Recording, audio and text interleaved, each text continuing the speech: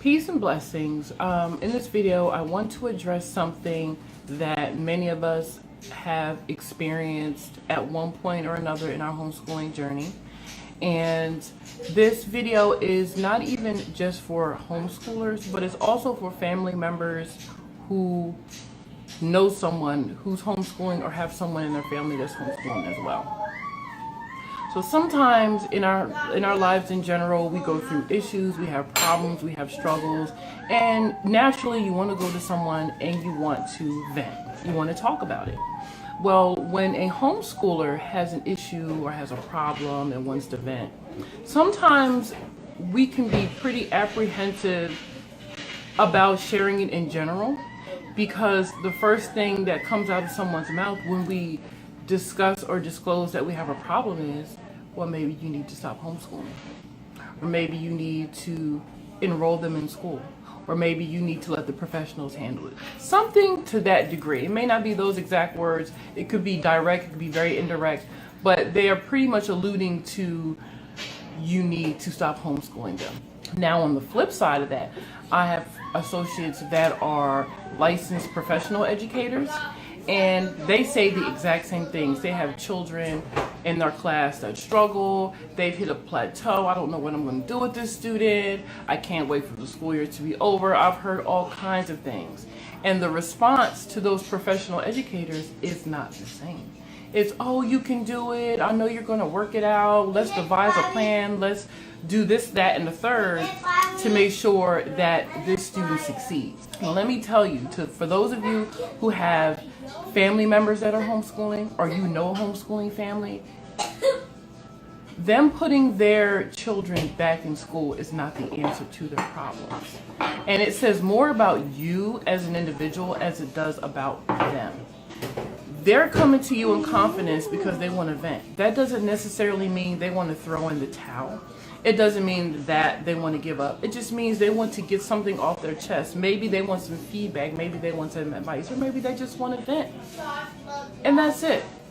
We have bad days. You have people that go to work, they come home, they vent. It doesn't mean they want to quit their job. It could be just a challenging day. That does not mean that you stop doing what you're doing. But for those who are quick to tell a homeschooling parent, oh, well, maybe you need to send them back to school, or you need to enroll them in school, it really shows how much you are opposed to homeschooling to begin with, because that should not be the first option if someone is coming to you with a problem. They're coming to you to vent because they need to release. Maybe they feel like you can give them some feedback. Maybe they're looking for some encouragement or motivation. But for you, the homeschooler that experiences that kind of feedback from someone, take it as a note for yourself that this is not the person that I want to go to if I'm having issues with homeschooling, because you already know their mindset. You already know they're going to be opposed to it. So they're not going to be more apt to help you or to give you an encouraging word or to inspire you. They're going to be the person to take you in the opposite direction that you're trying to go into.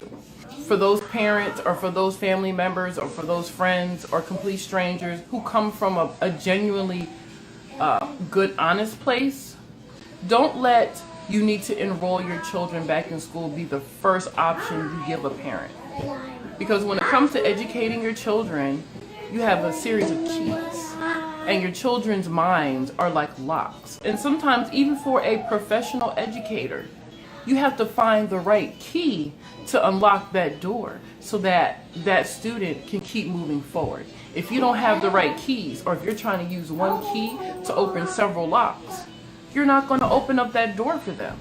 So for those of you who are experiencing or who have experienced that kind of pushback from family members, associates, strangers, don't let what they say stop you from doing what you need to do. All we have to do is find those keys to open up those locks so that your children can open that door and keep moving forward. There's many different keys, many different methods. And I'm going to post another video to address yet another issue that I've seen and I keep seeing in the homeschooling community. But we'll talk about that later. Keep moving forward. And if you are that family member that doesn't homeschool, and you're a little opposed to it, get to the root of why you're opposed to it. Do some research. But don't let your words to that person that's confiding in you in confidence be, you need to put them back in school. That's not the right way to go. That's not going to be the solution to the problem. Because we have professionals who experience the same struggles that homeschooling parents experience, but the feedback to them is totally different. So we can't have a double standard. We can't encourage our professional educators to find those keys and to keep moving forward, and then tell homeschooling parents, oh, you don't know what you're doing. Oh, you need to let someone else do it. That's not the right thing to do, and that's not going to solve the problem. So I encourage you all who are not homeschooling and who know homeschoolers to change your mindset. Be that person they can come to in confidence. If they're choosing you for a reason. They feel comfortable around you. Be wise with your words and try to allow them the space to just vent before you offer any advice. Because sometimes when we vent, we find the solution in our venting. So allow them to vent.